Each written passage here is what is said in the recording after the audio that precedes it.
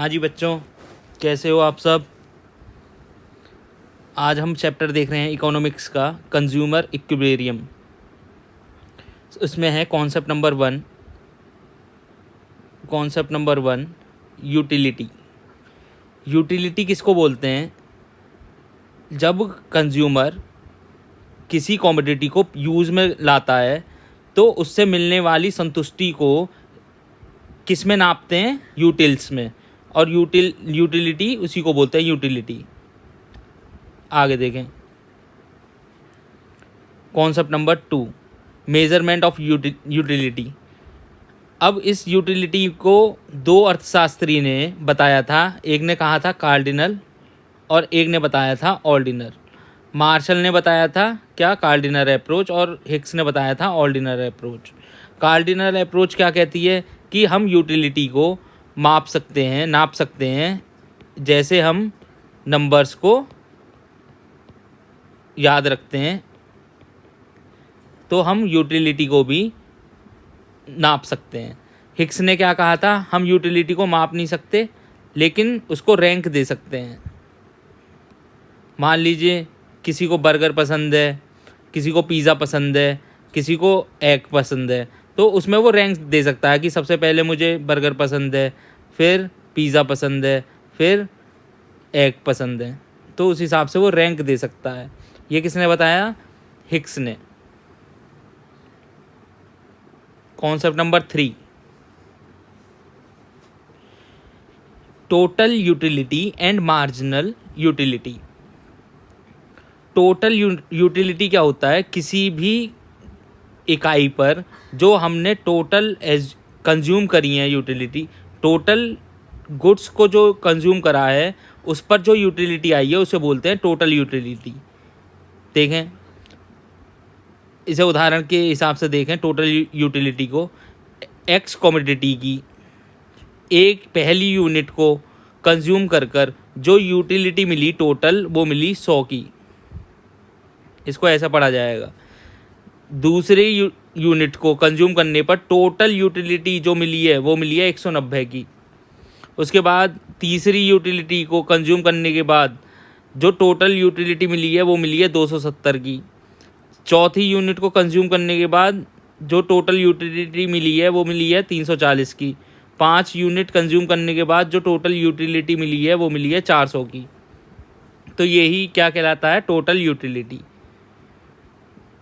अच्छा, marginal utility क्या होता है?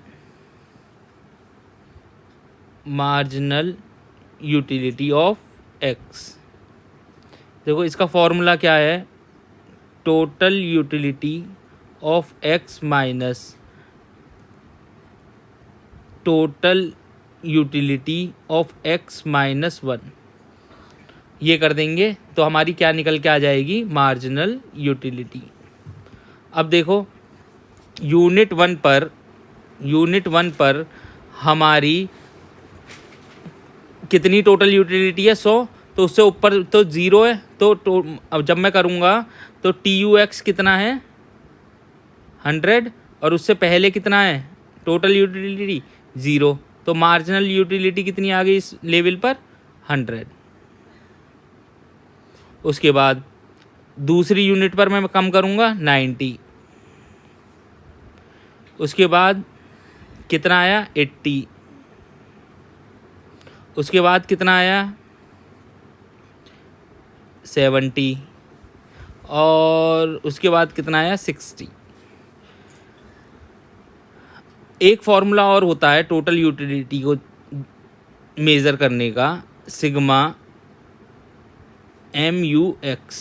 अगर मैं इन सब का टोटल कर दूंगा तो किसके बराबर आएगा? ये 400 के बराबर। करके देखना।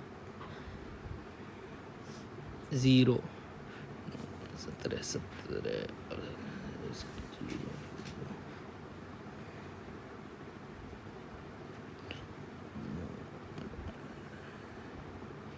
आ गया ये 400। ठीक है बेटा, आगे देखो concept number 4 relation between total utility and marginal utility. अगर हम देखें इस टेबल को, इस टेबल को देखें तो देखो 0 यूनिट पर टोटल यूटिलिटी कितनी है 0, और मार्जिनल यूटिलिटी हम ये 0 ही है, नील है, कुछ भी नहीं है। उसके बाद 1 यूनिट पर हमारी टोटल यूटिलिटी है 8, तो मार्जिनल यूटिलिटी कितनी हुई 8। तो अगर मैं इसको डायग्राम में बनाऊं, दूसरी यूनिट पर 14 और 6 मार्जिनल यूटिलिटी, तो टोटल यूटिलिटी जो है वो बढ़ तो रही है लेकिन घटती दर से बढ़ रही है। टोटल यूटिलिटी बढ़ तो रही है, यहाँ से ये 14 तो हुई लेकिन घटती दर पर होनी चाहिए थी 16, लेकिन मिली कितनी 14। उसके बाद और कम हुई, फिर और कम हुई, फिर और कम हुई, फिर और कम हुई। मार्जिनल यूटिलिटी एक जगह 0 हो रही है और एक जगह -2 हो रही है। तो इसका डायग्राम ये रहा, एक्स एक्सिस और वाई एक्सिस, यहाँ पर ले ली यूनिट और यहाँ पर ये ले ली यूटिलिटी। उसके बाद 1 2 3 4 5 6 7 8 यहाँ पर लिखा और उसके बाद 4 4 के डिफरेंस से बनाया। तो अब हमारा जो कॉन्सेप्ट था वो क्या था, relation between total utility and marginal utility में क्या रिलेशन होता है। तो ये 4 रिलेशन होते हैं इसमें। जब TU बढ़ती है, जब MU पॉजिटिव होता है, 5th पॉइंट तक देखो पॉजिटिव गया है। जब MU बढ़ता है, जब TU बढ़ती है तो 5th पॉइंट तक ये देखो टोटल यूटिलिटी सबसे ज़्यादा, और यहाँ पर मार्जिनल यूटिलिटी कितनी है 0। तो एक तो ये रिलेशन होता है। टोटल यूटिलिटी अधिकतम होती है जब MU बराबर 0। देखो MU 0 यहाँ पर है, MU 0 यहाँ पर है, तो टोटल यूटिलिटी सबसे ज़्यादा है 20। आगे देखो, जब टोटल यूटिलिटी घटना चालू कर देती है तो मार्जिनल यूटिलिटी नेगेटिव हो जाती है। जब TU घटना चालू कर देती है, देखो 20 से 18 कम हो गया, तो ये क्या आया, ये यहाँ पर माइनस में, इसको कह रहा है।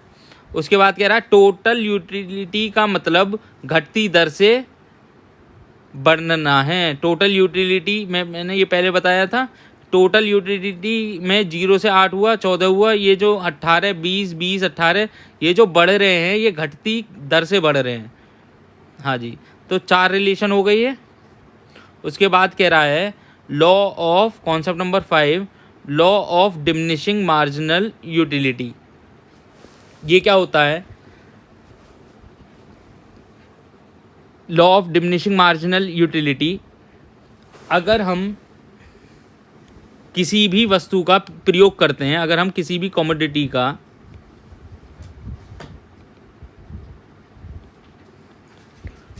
प्रयोग या यूज़ बार बार करते हैं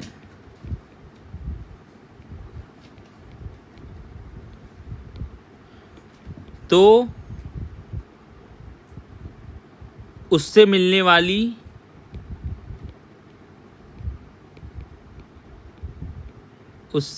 वाली सेटिस्फैक्शन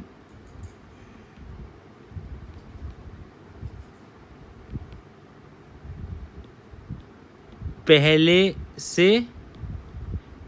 कम मिलेगी।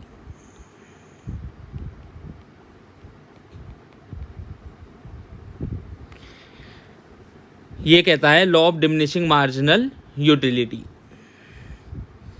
बेसिक अजम्पशन क्या है इसकी, स्टैंडर्ड यूनिट का ही यूज़ किया जाना चाहिए।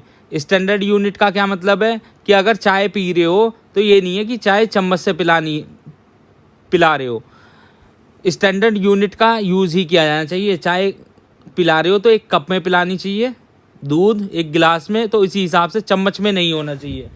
हाँ जी, उसके बाद कह रहा है कमोडिटी का यूज़ निरंतर किया जा रहा हो। ऐसा नहीं है कि कमोडिटी चाय पी ली एक घंटे पहले और उसके बाद चाय पी शाम को, तो इससे कोई भी अर्थ नहीं निकल पाएगा। तो कमोडिटी का यूज़ निरंतर किया जाएगा। आगे देखें concept number 6, consumers equilibrium. Consumer equilibrium क्या है, जो इनकम कंज्यूमर खर्च करता है तथा इस हिसाब से खर्च करता है कि उसकी सेटिस्फैक्शन अधिकतम हो जाए, यही कहलाता है, वो पॉइंट कहलाता है कंज्यूमर इक्विलिब्रियम।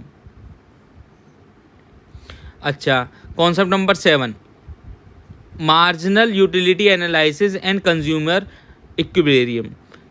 हाँ, कंज्यूमर कितनी क्वांटिटी बाय करेगा, इसमें देखते हैं मार्जिनल यूटिलिटी एनालिसिस करके कि कंज्यूमर कितनी क्वांटिटी बाय करेगा। अब इसको दो पार्टों में बांटा। पहला, केवल जब वो एक ही वस्तु उपयोग में ला रहा है, जब वो दो या दो से अधिक वस्तुओं का क्रय करता है। तो इसमें जो हमारे काम की चीज़ें हैं वो कौन कौन सी हैं, PX, TUX, TUX क्यों चाहिए, जिससे कि हम मार्जिनल यूटिलिटी ऑफ X निकाल लें, और MUM का मतलब क्या है, देखो यूटिलिटी जो यूटिलिटी है वो मुद्रा में नहीं होती, वो मॉनेटरी तो है नहीं, वो यूटिलिटी किस में है, नंबर्स में, 1 2 3 4 5 6 ऐसे नंबर्स में है। तो इसको मनी टर्म्स में निकालने के लिए मैं क्या करता हूँ, MUX, ये जो नंबर में दे रखी है यूटिलिटी, डिवाइडेड बाय, मैं इसमें डिवाइड कर दूंगा PX का। इससे क्या निकल आएगा, MUM।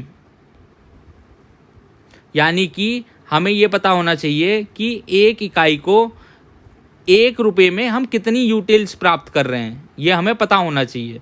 देखें ज़रा एक एग्जाम्पल से, X है, X कॉमोडिटी है, MUX है, और MUM कैसे निकाला, 1 रुपये में 1 यूनिट में 20 यूटिल्स मिलते हैं, मार्जिनल यूटिलिटी मिलती है 20, दूसरी यूनिट में 18, फिर 16, फिर 10, फिर 0, फिर 5।